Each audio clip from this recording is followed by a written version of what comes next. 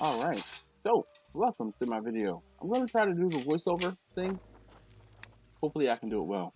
So as you see, I just pulled the 5-foot grill table out of the garage, and I have two, those are like 18-ish pound bags of Kingsford Blue Bag charcoal.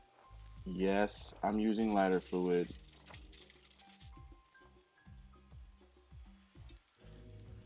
So I do spray some lighter fluid on this, guys, but by the time I finally got the torch going, the lighter fluid had pretty much evaporated, so it wasn't working. I did try to clean the grates off a little bit. That's what you saw me put the torch up higher, and then you see me here using the blower to try and get those coals going. Hey yo, this is Dash, and I'm using my 5-foot grill table today to cook at home what I would normally be doing on site. The young lady who has commissioned me to cook for her today, the park in which she is having her cookout doesn't allow cooking on site, so I get to do it in the comfort of my home. You guys get to watch. Get ready.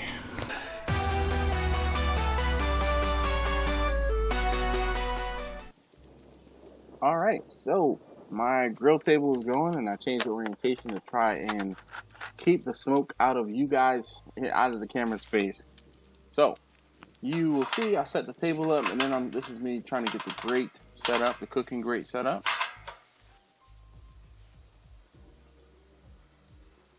Alright, so once I get the grill grate set up, I'm starting to pull the food out, and the first thing up is,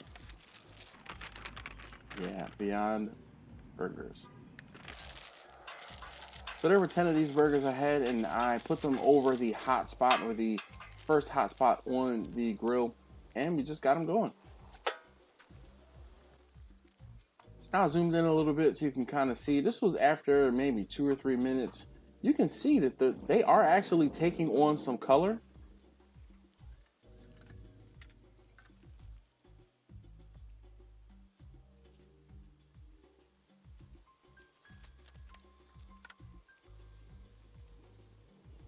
And then I'm poking them to try to see how frozen or unfrozen they are. So again, I'm moving them around the hot spot, trying to make them cook evenly. And they were weird, I'm not gonna lie. So this next bit, the sound, I had to remove the sound because there was something in the background that it just was kind of off-putting.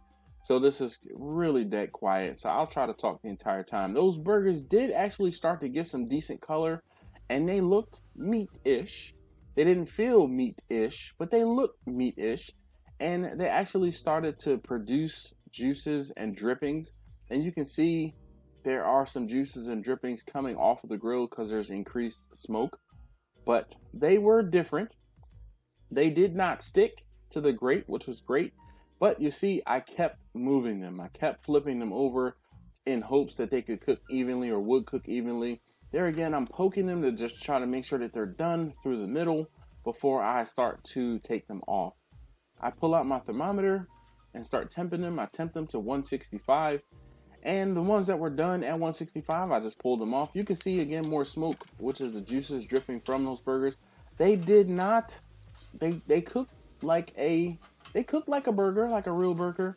I did not try one to be able to tell you how good or not good they were, but I did not hear any complaints from the young lady whose event it was. And there again, you can see more of the smoke coming off of the grill from some of those juices that were coming out of the burger. Those Beyond Burgers.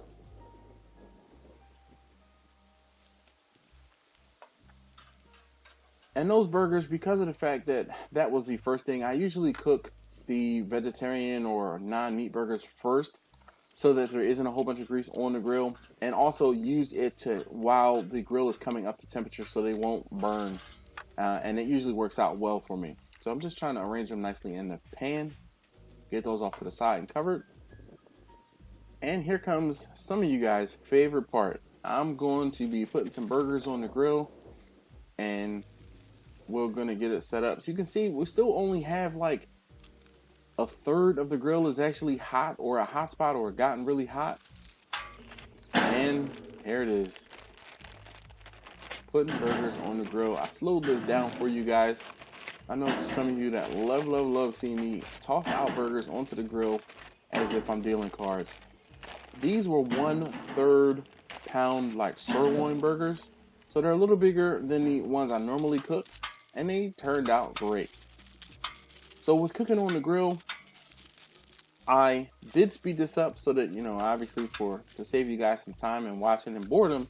But if you want to see this cook in its entirety, this was like almost an hour long, or I had almost an hour of footage of me cooking on the grill.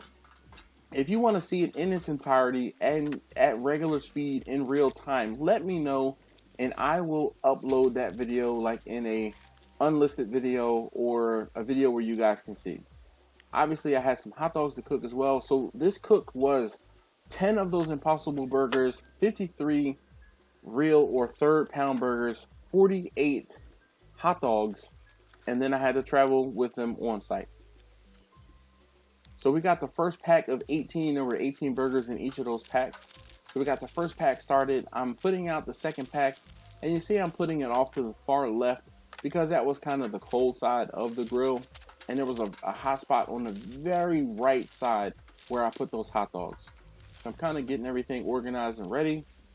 And it's wild, like the way you see the burgers cooking sometimes, especially seeing the fresh frozen burgers versus the burgers that have been on the grill cooking for a bit.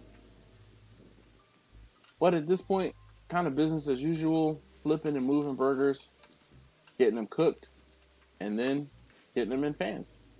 The hot dogs, of course, didn't take very long either. You just, hot dogs are already cooked. You just have to heat them up. And that's pretty much what I did. I put a light char on those hot dogs. I did not want to make them like hockey pucks. The same thing for the burgers. I did not overcook the burgers because I know I'm preparing these burgers ahead of time. And because I'm cooking them ahead of time, I am going to, quote unquote, undercook them because they're going to be sitting in a warmer.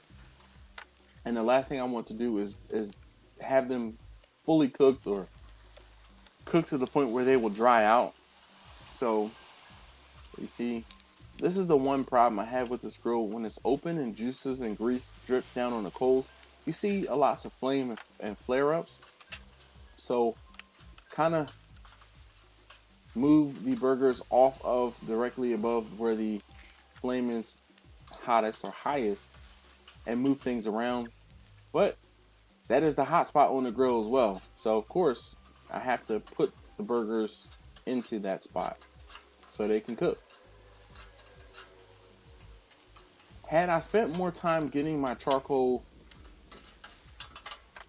ready and better prepared, I probably wouldn't have had to struggle as much with cooking. I could have cooked more at one time, but I was okay with the fact that I had kind of like a hot spot in the center of the grill. It made it so that I wasn't constantly trying to flip burgers and deal with grease and all of those other things. It kind of slowed the cook down. There's a second pack of hot dogs. And this is the third bit of the burgers, which is almost all of them. I don't get all of the burgers onto the grill at that time. But this was a really simple, really easy cook. I mean, I'll take doing a cook like this any day.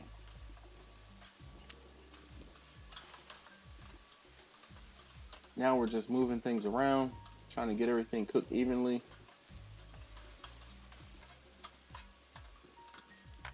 And like I said, this took me a little over an hour. By the time I got the grill started and everything cooked and then cleaned up, it was a little over an hour, maybe an hour and a half. I billed for 1 hour. I should have billed for an hour and a half. When I do go on site, I bill a half an hour for setting up the grill and a half an hour for breaking down the grill. So the young lady who this event was for, I gave her a break, and I did not charge her for setup and breakdown because I was at home. Again, I should have charged her an additional half an hour. I know some people ask me, you know, well, how much do you charge per hour? That's not something that I'm going to tell you, because what I can charge per hour might not be what you can charge per hour, and I don't want to set you up for failure and or, you know, have a problem and someone balk at your price.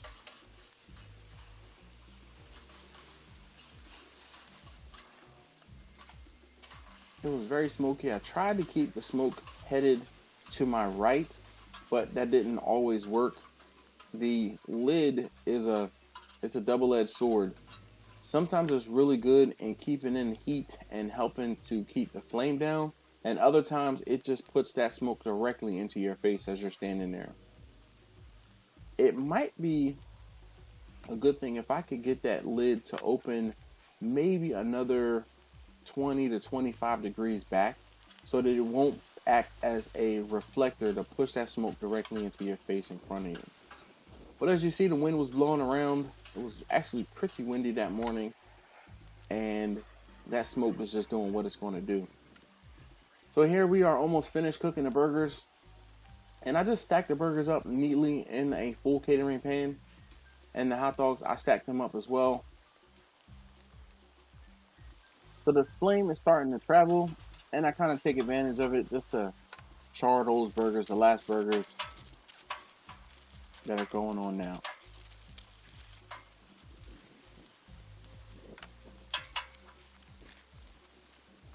And like I said, this was a fairly easy cook, really simple. Just a matter of flipping burgers and getting some hot dogs warmed up.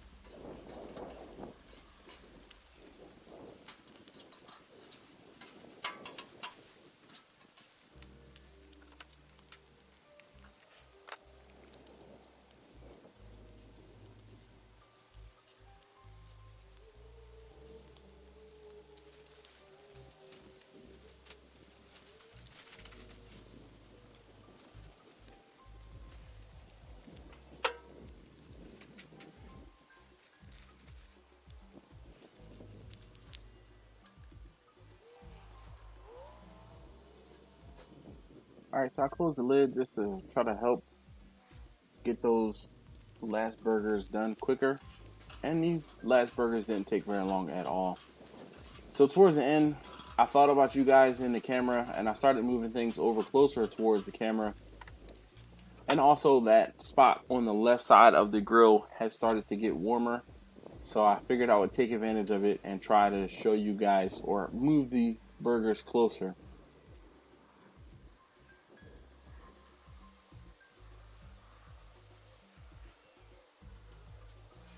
But the grill table did an amazing job. It did what it was going to do, did what I needed it to do.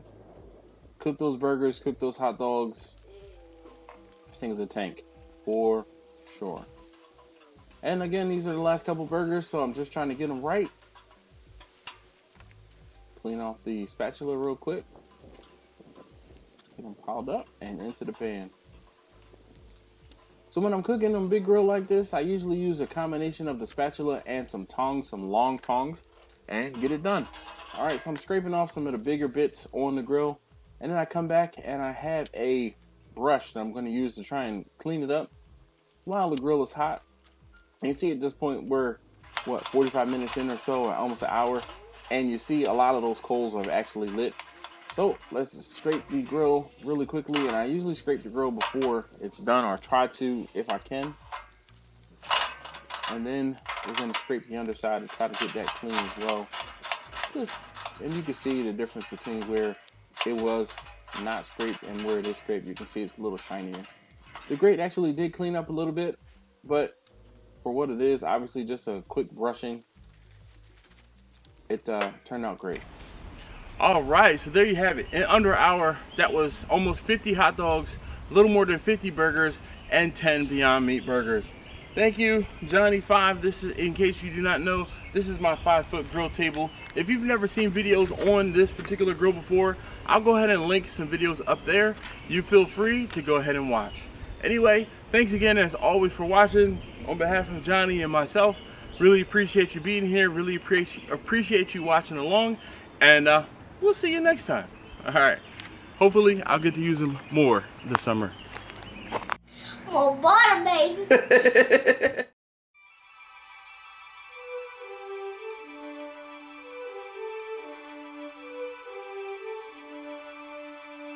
you.